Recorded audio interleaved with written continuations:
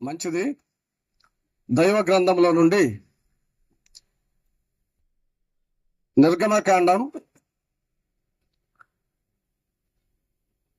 12వ అధ్యాయంలో నుండి కొన్ని మాటలు మనము చదువుకుందామండి. నిర్గమకాండం 12 చాలా శ్రేష్టమైన సంగతులు మనకు ముందుగా దైవదాసులు మనకు అందించారు గనుక మనమందరము చాలా మేలు క్షేమాన్ని పొందామని అనుకుంటున్నాము. మనందరికీ క్షేమం కలిగింది. 12వ అధ్యాయం 3వ వచనం నుండి చదువుకుందాం. మీరు ఇశ్రాయేలీయుల సర్వ సమాజముతో ఈ నెల దశమి నాడు వారు తమ తమ కుటుంబముల లెక్క చొప్పున ఒక్కొక్కడు గొర్రె పిల్లనైనను మేక పిల్లనైనను అనగా ప్రతి ఇంటికిని ఒక గొర్రె పిల్లనైనను ఒక మేక పిల్లనైనను తీసుకునవలెను. ఆ పిల్లను తిరుటకు ఒక కుటుంబము చాలకపోయిన ఎడల వాడును వాని పొరుగువాడును తమ తమ లెక్క చొప్పున దాన్ని తీసుకునవలెను. ఆ గొర్రె పిల్లను భుజించుటకు ప్రతి వాని భోజనము పరిమితిని బట్టి వారిని లెక్కింపవలెను. నిర్దోషమైన ఏడాది మగపిల్లను తీసుకునవలెను. గొర్రెల్లో నుండి అయినను మేకల్లో నుండి అయినను దాన్ని తీసుకునవచ్చును. ఈ నెల 14వ దినము వరకు మీరు దాన్ని ఉంచుకొనవలెను. తర్వాత ఇశ్రాయేలీయుల సమాజపు వారందరూ తమ తమ కూటములో సాయంకాలమందు దాన్ని చంపి దాని రక్తమును కొంచెము తీసి తాము దాన్ని తిను ఇండ్ల ద్వార బంధపు 2 నిలువు కమ్ముల మీదను పై కమ్ముల మీదను చల్లి ఆ రాత్రియే వారు అగ్ని చేత కాల్చబడిన ఆ మాంసమును పొంగని రొట్టెలను తినవలను. చేదు కూరలతో దాన్ని తినవలెను. దాని తలను దాని కాళ్లను దాని ఆంత్రములను అగ్నితో కాల్చి దాన్ని తినవలెను. దానిలో ఉడికి ఉడకనిదైనను నీళ్లతో వండబడినదైనను తినకూడదు.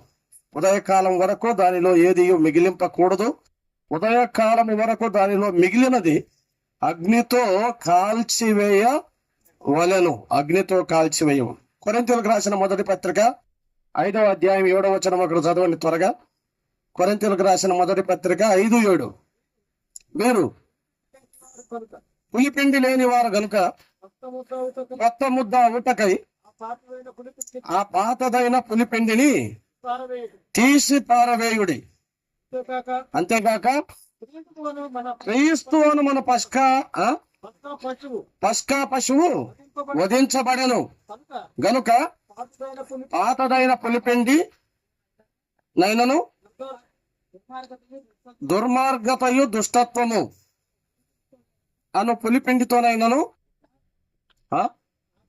కాకుండా నిష్కాపట్టమును సత్యము అను పులియని రొట్టెల పండుగ ఆచరింతుము అన్నాడు. చిన్న ప్రార్థన చేసుకొని ఒక 15 నిమిషాల్లో నేను ముగించేస్తాను. కాబట్టి ఎవరే గాని ఇబ్బంది పడాల్సిన పని లేదు. 15 నిమిషాల్లో మనకి కూడిక అయిపోతుంది. మహిమ కలిగిన దేవ, గరుడమైన రక్షకుడా స్తోత్రములు. ఆటంకాలు అభ్యంతరాలు ఉన్నా మీరు మాకిస్తున్న అవకాశాలకై స్తోత్రములు. దేవా, మీ గ్రంథాన్ని మేము చదువుకున్నాము, ధ్యానించాము. ఇప్పటి వరకు మీ దాసులను నిలువబెట్టి కొన్ని ధర్మాలు ఫలాలను గురించి మీరు మాట్లాడారు. అవును ప్రభా, మరి నాన్న, అలాగే ఒక సత్యాన్ని మేము కూడా నేర్చుకోవడానికి చదువుకున్న లేఖన భాగంలో పులియని రొట్టెల పండుగ మేము కూడా ఆచరించడానికి మీరే సహాయము చేయమని ఘనత మహిమ ప్రభావం మీకే ఆరోపిస్తూ రక్షకుడు యేసుక్రీస్తు ప్రభు అతి శ్రేష్టమైన ఘనమైన నామములో ప్రార్థన చేస్తున్నాము తండ్రి, ఆమేన్. ప్రియమైన వాళ్ళరా, నిర్గమకాండం మొదటి 18 అధ్యాయాల్లో దేవుని పిల్లల నిర్గమాన్ని గురించి చెప్పాడు. నిర్గమము అంటే వారు వెలుపలికి రావడం. విమోచన కాండం అంటారు దీన్ని. అందుకే వెలుపలికి రావడం, వారి నిర్గమాన్ని గురించి చెప్పాడు. 19 నుండి 24 అధ్యాయాల్లో దైవిక నియమాలు బ్రదర్ చెప్పాడు కదా. ఎలాంటి నియమాలు, ఎలాంటి ధర్మాలు, ఎలాంటి కట్టడలు కలిగి ఉండాలో ఆ దైవిక నియమాలను గురించి చెప్పాడు.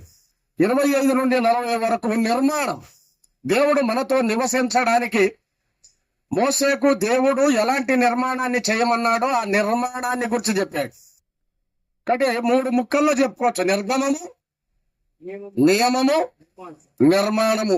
ఈ 3 మాటలు గుర్తుపెట్టుకుంటే నిర్గమకాండం మన నోట్లో ఉంటది. ఆలోచన చేయండి. ఈ మధ్యాహ్నం 12వ అధ్యాయంలో ఒక విషయాన్ని మనం చదువుకున్నాం.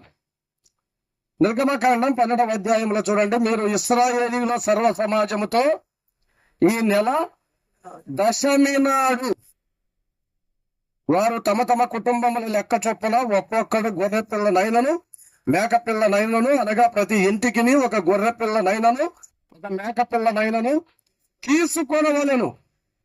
ప్రియులారా, ఇక్కడ పస్కా పండుగను గూర్చిన ఆచరణ ప్రారంభంలో ప్రాథమికంగా వారు వెలుపలికి వస్తున్నారు, ఆ పండుగను ఆచరించాలి లేదా పస్కాను వధించాలి అని చెప్పాడు.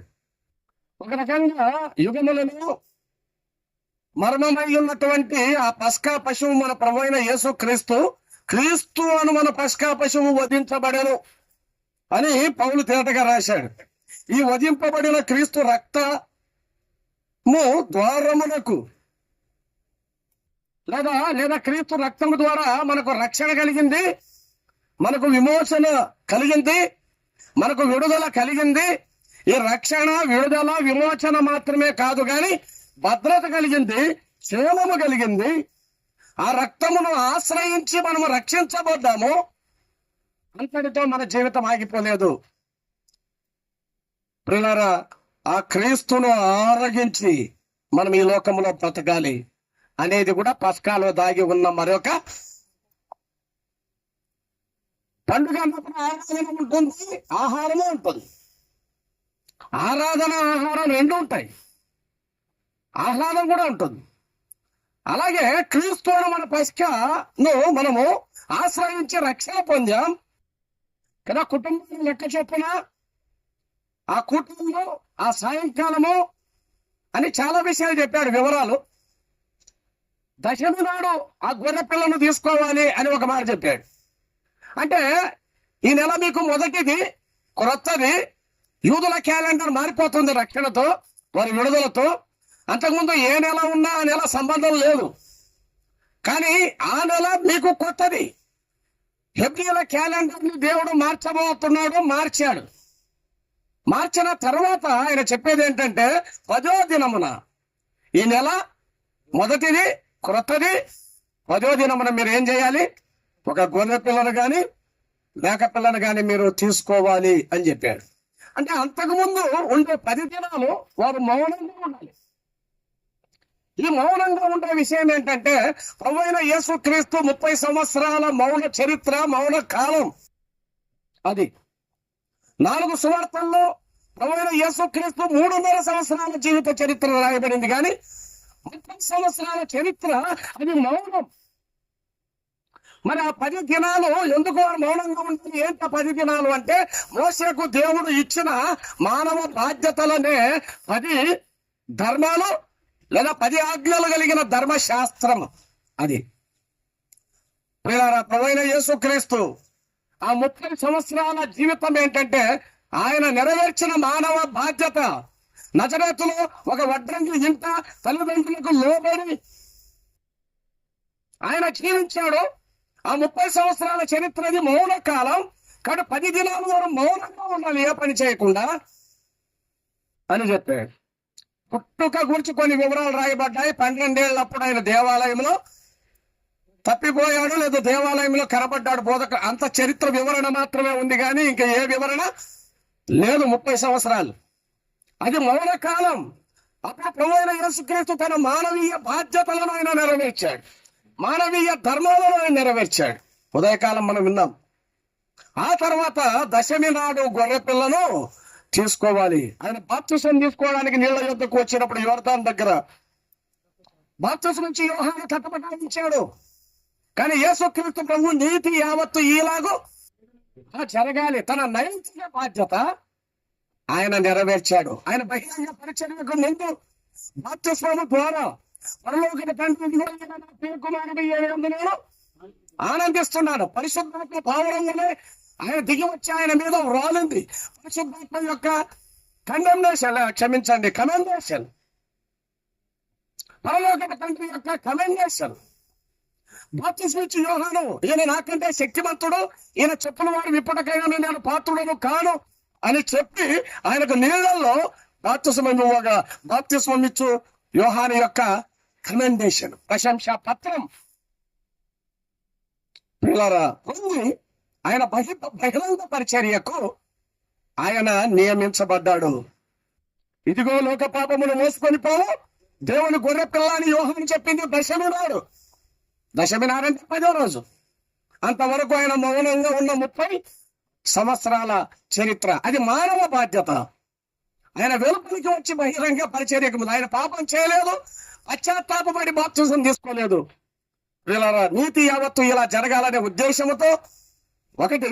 రెండవదిగా బహిరంగ పరిచర్య చేయడానికి ముద్రగా తండ్రి, కుమార అలాగే యోహాను కదా ఆయన పరిచర్యలో ఈయన భాగమయ్యాడు, మమేకమయ్యాడు.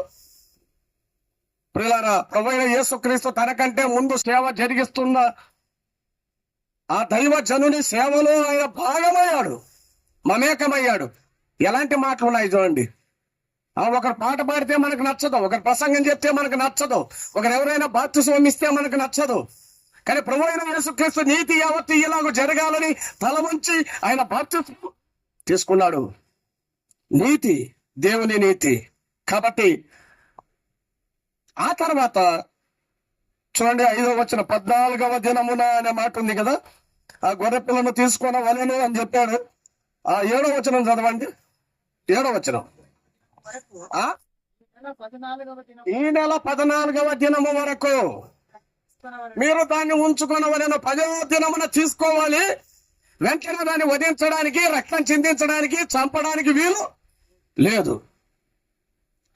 మరి ఎన్ని రోజులు ఉండాలి చెప్పండి? ఎన్ని రోజులు ఉండాలి? 14వ దినమున అంటే 4 దినాలు ఆ గొర్రె పిల్ల వారి ఇంట ఉండాలి. ఆయన బహిరంగ పరిచర్యకు వచ్చినప్పుడు మానవుల ద్వారా, శాస్త్రుల ద్వారా, యూదుల ద్వారా, ప్రధాన యాజకుల ద్వారా, ఆ రోమా ప్రభుత్వము ద్వారా ఆయన పరీక్షించబడ్డాడు, పరిశోధించబడ్డాడు. ఎన్నో తర్కాలు ఎదుర్కొన్నాడు, ఎన్నో వివాదాలు ఎదుర్కొన్నాడు కదా. లోకమైన పరీక్షించింది, రోమా ప్రభుత్వం ఆయన పరీక్షించింది, యూదా ప్రధానాచార్యులను పరీక్షించారు, ఇంటి వారైన పరీక్షించారు. 4 రోజులు కదా, ఆ 33.5 సంవత్సరాలు ఆయన బహిరంగంగా సేవ చేసి నా దినాల్లో సంచరిస్తూ ఉన్న దినాల్లో ఆయన పరీక్షించబడి ఏ లోపంలో లేనివాడుగా నిష్కళంకమైన గొర్రె పిల్లగా 14వ దినమున ఆ కలువరి శిలువ మీద సాయంకాలం మందు, ఆయా కూటాల్లో సాయంకాలం మందు ఆయన మన కొరకు కలువరి శిలువలో ఆయన వధించబడ్డాడు. వధించబడిన పస్కా పశువు మన ప్రభువైన యేసుక్రీస్తు. ప్రియమైన వాళ్ళరా, ఆ పస్కా పశువు బలియాగానికి మాత్రమే కాదు, కానీ నీవు నేను బ్రతకడానికి అది నేడు మనకు జీవాహారం. దాని రక్తాన్ని మన గడప కమ్ముల మీద పూసుకోవడమే కాదు, గడప కమ్ముల మీద పూసుకోవాలి.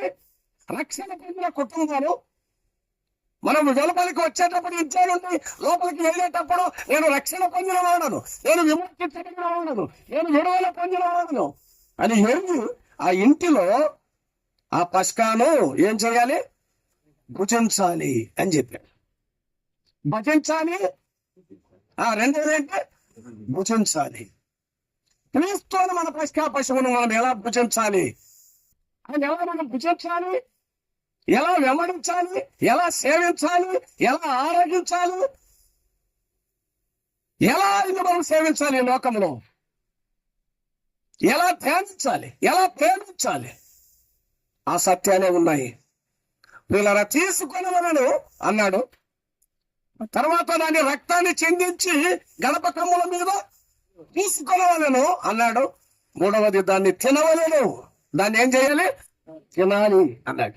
చాలా మంది గడప కమ్మల వరకు తీసుకుంటున్నారు, కానీ అంతవరకే రక్షణ పొందారు, కానీ దాన్ని అనుభవించడం లేదు. యేసుక్రీస్తుని అనుభవించడం లేదు. రక్షణ పొందితే నిత్య జీవం, దినదినము ఆయన్ని సేవిస్తే, వెంబడిస్తే నీకు ఉద్యోగం. చాలా మంది నిత్య జీవాన్ని పొందారు, కానీ అనువైన జీవితాల్లో సమృద్ధ జీవాన్ని వారు అనుభవించలేకపోతున్నారు. కారణం ఏంటంటే క్రీస్తును మన పస్కా పశువును వారు భుజించలేకపోతున్నారు. సరే, దాన్ని తిన విధంగా ఏమనగా అన్నారు. పేజీ తిప్పితే కావాలంటే 11వ వచనంలో చూడండి. మీరు దాన్ని తినవలసిన విధమేమనగా దాన్ని ఎలా తినాలి? దాన్ని ఎలా తినాలి? 8వ వచనం చదవండి. ఆ పస్కా పశువును, అమ్మా నేనే చెప్తా, సమయం లేదు కాబట్టి ఎవరు చదవద్దు. 8వ వచనం చూడండి. అగ్ని చేత కాల్చబడిన మాంసమును, పొంగని రొట్టెలు చాలు. ఎలా తినాలంట దాన్ని? అగ్ని చేత కాల్చి తినాలి అని చెప్పాడు. ఆ మాంసాన్ని కాల్చి తినాలి. ఆ మాంసం కాల్చబడింది. మన ప్రభువైన యేసుక్రీస్తు కలువరి శిలువలో ఆ మిట్ట మధ్యాహ్నం 3 గంటల వేళ ఆ సూర్య కిరణాలు ఆయన మీద, గాయాల మీద పడుతుంటే పిల్లరా ఆయన కాల్చబడ్డాడు ఒక రకంగా. అంతకంటే ఎక్కువగా నా దేవా నా దేవా నా నేల చేయి వినలాంటిది. ఆ తండ్రి ఎడబాటనే అగ్ని జ్వాలలు ఆయన కాల్చి వేశాడు. పిల్లరా, మరి నీవు నేను కాల్చబడి నా మాంసమును తినాలంటే అర్థం ఏంటంటే, భూలోకంలో ప్రభువును సేవిస్తున్నప్పుడు కొన్నిసార్లు ఎడబాటులు ఉంటాయి. మనల్ని వేరు చేసేవారు ఉంటారు, దూరం చేసుకునేవారు ఉంటారు, దూరం పెట్టేవారు ఉంటారు, ఎడబాసేవారు ఉంటారు. కావాలంటే చూడండి, వచనం కావాలంటే మత్తయి సువార్త 10వ అధ్యాయం 37వ వచనంలో ఒక మాట చెప్పాడు కదా, తండ్రి అయినను తల్లినైనను మనుషుల ఎదుట నన్ను ఎవరు ఎరుగనను. 10:37 37 తల్లినైనను నాకంటే ఎక్కువగా ప్రేమించినాడు నాకు పాత్రుడు కాడు కదా. నా సేవకు గాని పరిచర్యకు గాని నన్ను వెంబడించడానికి గాని నీకు ఎవరైనా ఆటంకం వస్తే నువ్వు ఎడబాల్సిందే. అదే అగ్ని చేత కాల్చుకోవడం అంటే. నేను అందరినీ కలుపుకుంటానంటే కలుపుకో, నష్టమేం లేదు. పిల్లరా, ఎడబాటు కదా, ఎడబాటు అనేది ఉంటుంది. ఆలోచన అది పొరపాటు కాదు, అది గ్రహపాటు కాదు, అది తడబాటు కాదు. కొన్నిసార్లు ఎడబాటు సేవలో పరిచయంలో కుటుంబానికి దూరంగా, తల్లిదండ్రులకు దూరంగా, సంఘానికి దూరంగా ఉండాల్సి వస్తుంది. ఒక రకంగా అగ్ని చేత కాల్చబడడం, అలాంటి ఎడబాటు ఉంటాయి సేవలో పరిచర్యలో. మరొక మాట కూడా చూడండి, లూకా సువార్త 14:26. ఎవడైనా నా యొద్దకు వచ్చి చదవండి. లూకా 14వ అధ్యాయం 26వ వచనం. ఎవడైనా నా యొద్దకు వచ్చి తన తండ్రినైనా తల్లినైనా అక్క చెల్లెలను తన ప్రాణమును సహా ద్వేషించకుంటే వాడు నాకు శిక్షుడే కాని అన్నాడు. తన ప్రాణమును సహా ఆయన దగ్గరికి పోతా ఉన్నాం మనగా. ఏమ్మా మీటింగ్ రాలేదంటే జ్వరం వచ్చినట్టుంది, జ్వరం రాలేదు. ఎట్టుందంట? వచ్చినట్టుంది అంటే వచ్చినట్టు ఉన్నా కూడా రావా? ఆ జ్వరం వచ్చినట్టుంది. ఇంకొకరు జ్వరం వచ్చేటట్టుంది. పిల్లారా, ఇంకా ప్రాణం సంగతే. నీ ప్రాణమును సహా చేసేటట్టుంటే నువ్వు అగ్నితో కాల్చబడిన మాంసాన్ని. ఇంకా 9వ వచనం చదవండి. దాని తలను దాని కాళ్ళను ఆదివారం అయితే బాగుండు అనుకుంటుంటారు కొంతమంది. ఎందుకు? ఈ విషయాలన్నీ మాట్లాడేటప్పుడు సండే అయితే బాగుంటుంది బ్రదర్, మంచి మంచుగా ఉంటుంది ప్రసంగం. ఏది? తల, దాని తల, దాని కాళ్ళు, చెప్పండి, దాని ఆంత్రములు అన్నాడు కదా. తల ఎవరి తల ఇది? ఆలోచన చేయండి. పొట్టేల తల కాదు. ఆ పస్కా పశువు ప్రభువైన యేసుక్రీస్తు యొక్క తల అంటే జ్ఞానానికి సంబంధించి. ఆయన తలను తినడం అంటే అర్థం ఏంటి? ఆ తల అనేది జ్ఞానానికి సాదృశ్యం. ఆ తల అంటే తల కాదు, తలంపులు, ఆలోచనలు. మన ప్రభువైన యేసుక్రీస్తు తలను తినడం అంటే ఆయన తలంపులు, ఆయన ఆలోచనలు. వీళ్ళారా, తినడం అంటే అర్థం ఏంటి? కొరింథీయులకు రాసిన పత్రిక 2వ అధ్యాయం, క్షమించండి 5వ అధ్యాయం 27 చదవండి.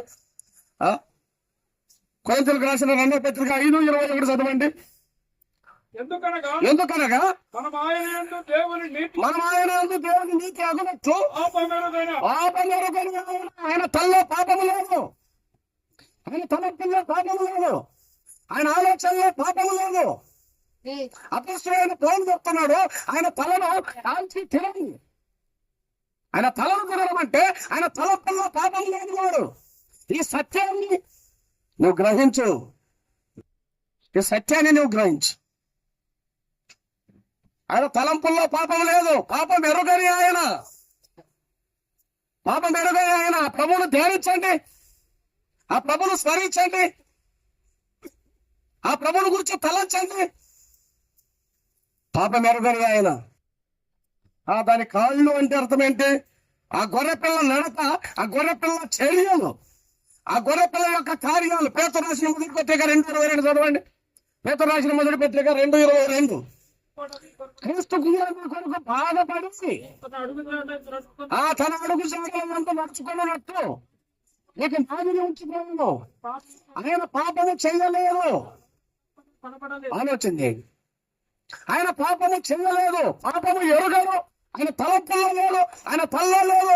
ఆయన ఆలోచన ఎక్కడ ఏం చెప్తున్నాడు? ఆయన పాపము చేయలేదు, ఆయన పాపం చేయలేదు. పౌలేమో విశ్వాసంతో చెప్పాడు, ఆయన పాపం ఎరుగడు. పేతురేమో నిరీక్షణాపస్తుడు, ఆయన పాపము చెయ్యలేదు. ఆ తర్వాత చూడండి, దాని ఆంతరములను తినవలెను. ఆంతరములు అంటే అంతరంగిక భాగాలు, ఆంతరంగిక స్వభావం లోపల.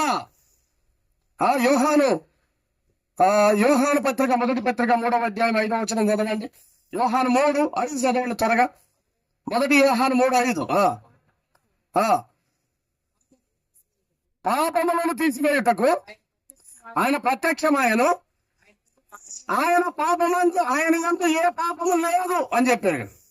ఆయన లోపల పాపము లేదు, ఆయన మనసులో పాపము లేదు, ఆయన ఆంతర్యంలో పాపము లేదు. ఆయన అంతరంగం పాపము లేదు, పాపము లేదు. ఆలోచన చేయండి. అంటే పశువాడి నవ్వు ఎంత తేటగా ఉంటుందో, ఎంత నిర్మలంగా ఉంటుందో, ఎంత యథార్థంగా ఉంటుందో, ప్రభువైన యేసుక్రీస్తు యొక్క అంతరంగం కూడా అంత యథార్థంగా, అంత నిర్మలంగా ఉంటుంది. పిల్లారా, పాపము చేయలేదు అని చెప్పాడు.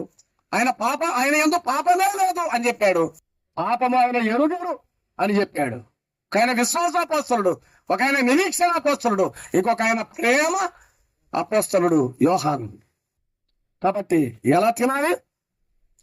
కాల్చి తినాలి అని చెప్పాడు. రెండవది చూడండి, పులియని రొట్టెలతో తినాలి. 8వ వచనం చదవండి.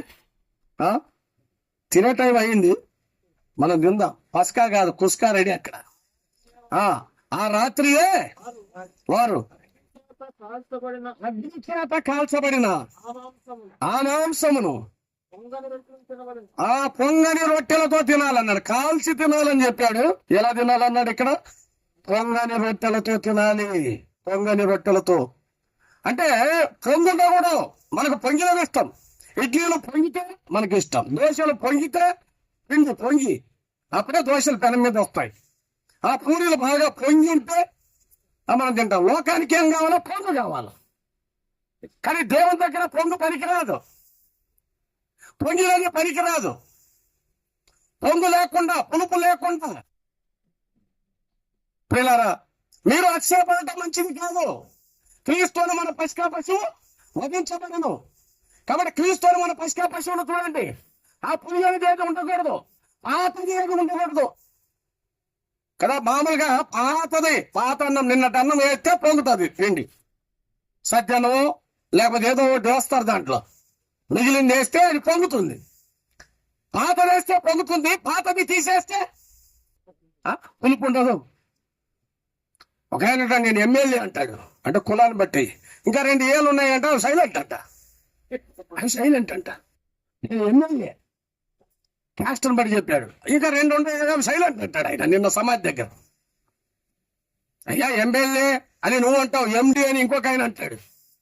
ఎమ్మెల్యే 3, ఎండి 2, 3 కాదు. మా దగ్గర ఒక పెద్ద ఆయన 75 ఏళ్ళు పురుషోత్తగారు, ఆయన 4 అంటాడు. ఆయన ఏమంటాడు? 4. నేను 3 కాదు, 2 కాదు, 4 అంటే ఏంటి? క్రైస్తవుడు కదా. పాతది పోలేదు. ఏం పోలేదు? పాత స్వభావం, ప్రాచీన స్వభావం మేము వదులుకొని, ప్రాచీన స్వభావాన్ని వదులుకోకపోతే, ఆతనాన్ని వదులుకోకపోతే ఆ పొందడంగా ఉంటుంది. కులాన్ని బట్టా, మతాన్ని బట్టా, డబ్బును బట్టా, హోదాను బట్టా నీ అతిశయం దేంట్లో? ఎందుకు పొందుతున్నావు? పులిపిండిలోనే ఉండాలి. దుష్టత్వంలోనే పులిపండి, కపటలోనే పులిపండి, వేషంలోనే పులిపండి. బైబిల్ అంతట్లో చాలా విషయాలు చెప్పాడు. పులిపిండి లేని వారంగా పుల్లని రొట్టెలతో మనం పండుగ ఆచరిద్దాం. పులుపు లేని వారుగా ఉందాం, బంధం లేని వారుగా ఉందాం. అందుకే ఎస్తేర్తో మొర్దెకై చెప్పాడమ్మా, నీ వంశాన్ని, నీ జాతిని బయట పెట్టొద్దు, అవసరం లేదు. మన దేవుడు గొప్పవాడు.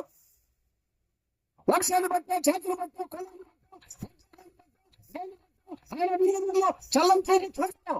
ఆయనకి ఏమీ అవసరం లేదు, ఏం అవసరం లేదు ఆయనకి. కాబట్టి పొందులేని వారుగా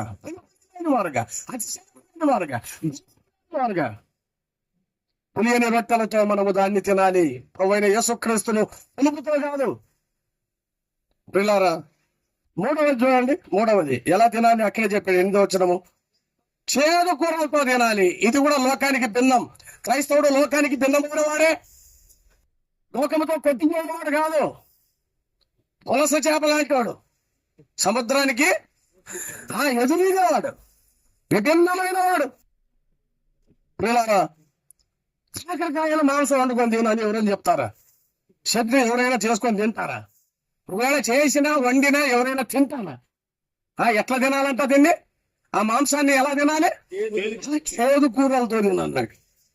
చేదు కూరలతో. ఇశ్రాయేల్కి ఏమైనా షుగర్ వచ్చిందే చేదు కూరలతో తినడానికి? ఎందుకు చేదు కూరలతో తినాలి చెప్పండి?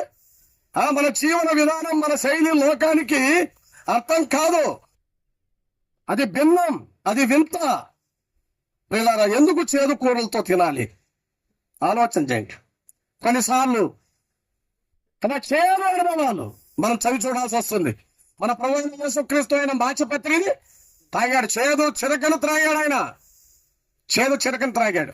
చేదు అనుభవాలు ఉన్నాయి మన జీవితాల్లో, విషాదమైన ఛాయలు ఉన్నాయి. కొన్నిసార్లు ప్రభువు నమ్ముకున్నందుకు చేదు అనుభవాలు, విషాద అనుభవాలు, ఆ శ్రమలు, కష్టాలు, ఇబ్బందులు, సమస్యలు, నిందలు, అవమానాలు, ఈ చేదు లేకుండా నీకు ఆ పసికాయ రుచిగా ఉండదు. కాబట్టి ఈ అనుభవాలు మనకు అవసరం. ఈ అనుభవాలు మనం అవసరం. చేదు కూరలతో తినాలి.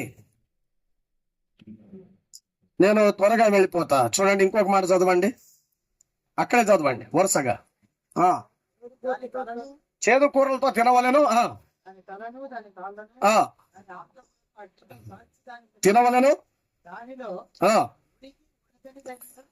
ఉడికి ఉడకనిదైనను నీళ్లతో వండినదైనను తినకూడదు. ఒక పాయింట్ తీసుకుందాం. ఏది తినకూడదంట? ఉడికి ఉడకనిది తినకూడదు అన్నాడు. అంటే ఉడకనిది తిను, ఉడికింది తిను, కానీ ఉడికి ఉడకంది తినకూడదన్న. ఏంది ఉడికి ఉడకంది? కయ్యను భార్య ఎవరు అని ఒక ప్రశ్న చేస్తాడు. అది ఉడకలేదు. ఎక్కడ చెప్పబడలేదు బైబిల్లో. చెప్పబడని దాని గురించి మనం డిస్కస్ చేయకూడదు, తినకూడదు. దేవుడికి పండు తింటానని ఇదొక ప్రశ్న కదా. దేవుడికి తెలియదు ఆదాము ఆ పండు తింటాడని, ఇదొక ప్రశ్న. అది కూడా ఉడకలేదు. ఎక్కడ బైబిల్లో ఉడకలేదు, చెప్పబడలేదు. కానీ చెప్పబడని దాని గురించి మనము విపరీత వాదాలు. పాచిగుంట్లో వెనక కొంతమంది డిస్కషన్, ఆదాముకు బొడ్డు ఉంది అని. ఆదాముకు బొడ్డు ఉంటేనే, లేకపోతే నీకు బొడ్డు ఉందా లేదా? నీ బొడ్డు నువ్వు శుభ్రంగా పెట్టుకుంటే చాలు. అంటే తల్లి ద్వారా వచ్చిన వాడు కాదు కదా, దేవుడే చేశాడు కదా, ఆయన నాభి సూత్రం కోయబడలేదు కదా. కాబట్టి ఆదాముకు బొడ్డు ఉందా లేదా? నీకు బొడ్డు సంగతి నీకెందుకు? అంటే ఇది ఉనికి ఉండగలవి. చాలా సార్లు ప్రభువైన యేసుక్రీస్తును వెంబడించేవారు, సేవించేవారు, ధ్యానించేవారు ఏం చేస్తారు చెప్పండి?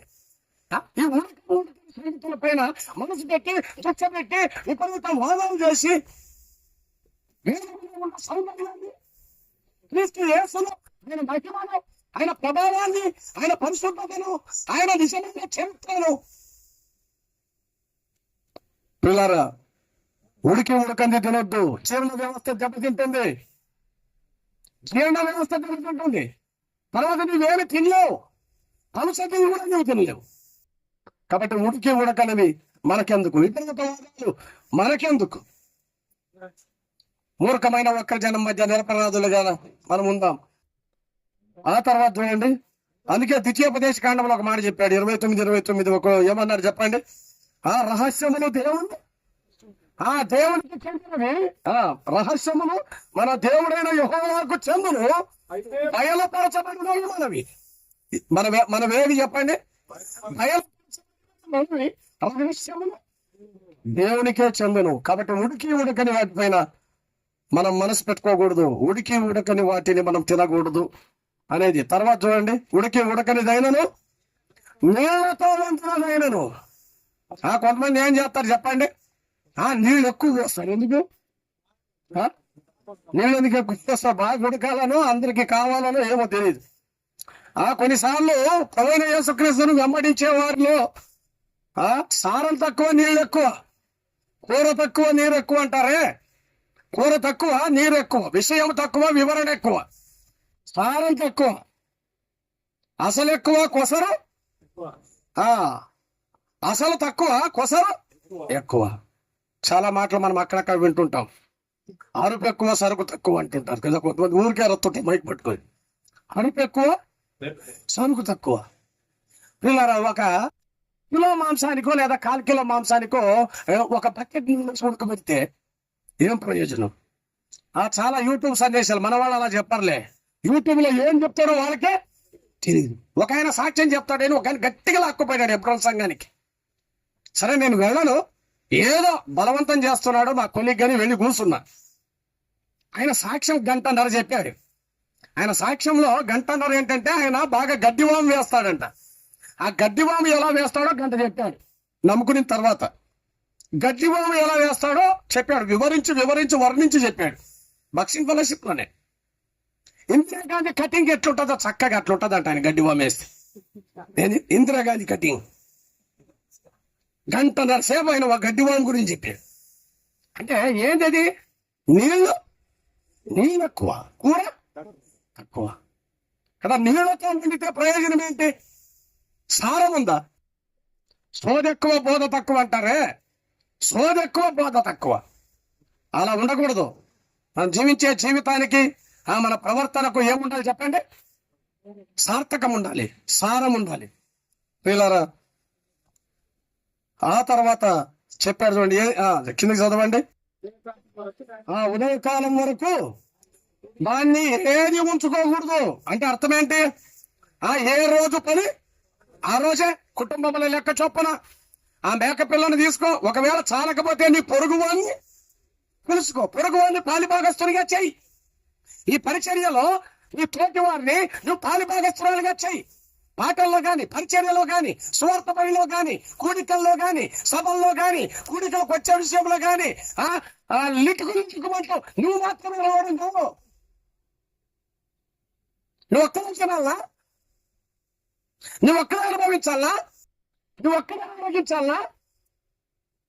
మరి కొంతమంది నువ్వెందుకు? ఇది సత్యం, ఇది కొట్టేనా? నువ్వు ఒక్కడే చేస్తావా పరిచర్య? నువ్వు ఒక్కడే కొడతావా? నువ్వు ఒక్కడే ప్రసంగిస్తావా? నీ పేరు ఏంటంటే ఎప్పుడు ఆలోచించావా? చాలకపోతే నీ పేరు చెప్పాడా మాట? సాయంకాల కూటంలో ఆ గొర్రె పిల్ల తేడం నీ కుటుంబం చాలా చేసుకో, నీ పేరు తీసుకో, పాల్పొగస్తులు చేయండి. మనం మాత్రమే కాదు, ఎందుకంటే అది మిగలకూడదు. ప్రతి ఆదివారం రొట్టె మిగులుతుంది. కారణం ఏంటి?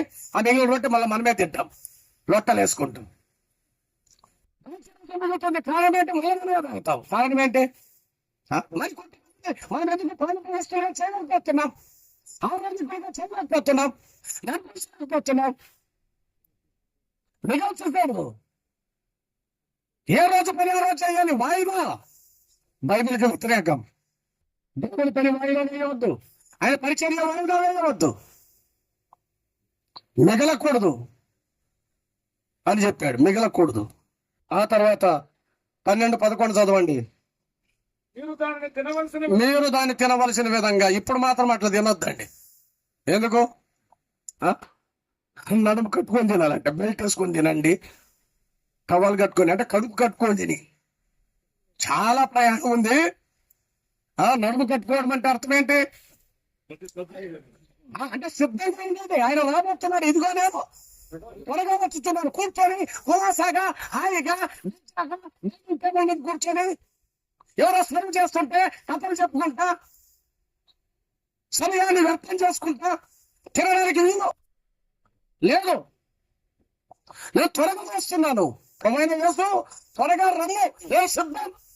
నేను నడుము కట్టుకుంటాను. చూడు, చూడు, చూడు, ఇదిగో నేను సిద్ధం, రెడీ అని ఆయన రాకడ కొరకు ఎదురు చూస్తూ ప్రభువుని ఈ లోకములో మనం స్వస్థ బుద్ధితో మెలకువతో వెంబడించేవారుగా ఉండాలి. అలా ఆ పస్కాను మనం ఆరాధించాలి, అనుభవించాలి. ప్రభువును అనుభవిస్తూ జీవించడానికి ప్రభు తన కృపను మన పట్ల చూపును గాక. ప్రభు ఈ మాటల్ని దీవించి ఆశీర్వదించును గాక.